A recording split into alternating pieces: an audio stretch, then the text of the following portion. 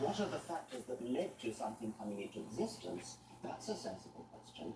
But what is the purpose of the universe is a silly question. It has no meaning.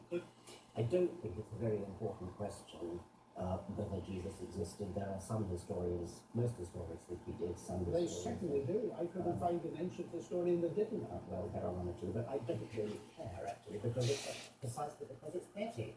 I mean, if you could possibly persuade me that there was some kind of creative force in the universe, there was some kind of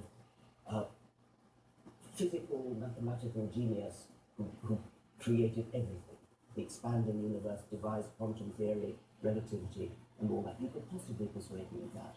But that is radically and fundamentally incompatible with the sort of God who cares about sin, the sort of God who cares about what you do with your genitals, the sort of God who is interested, who has the slightest interest in your private thoughts and wickednesses and things like that. Surely you can see that a God who is grand enough to make the universe is not going to give a tuppenny cuss about what you're thinking about and your sins and things like that. So you think that morality is not important? Of course I don't think morality is not important. I'm a human being like yourself.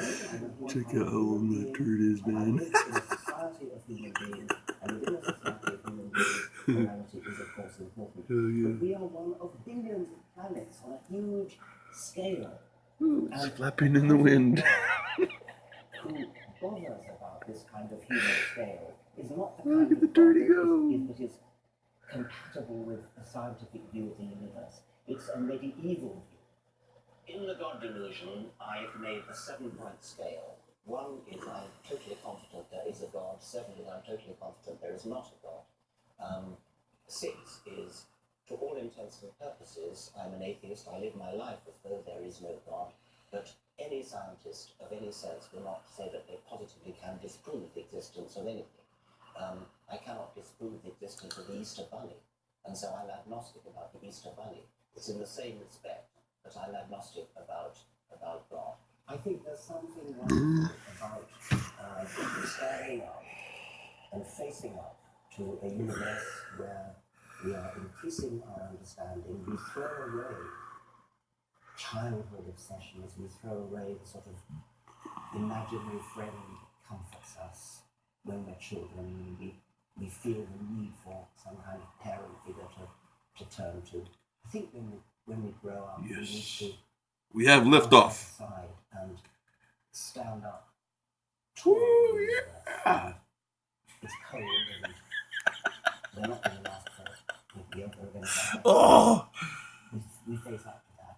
And I think that's a nobler way of getting through life than to pin your hopes on...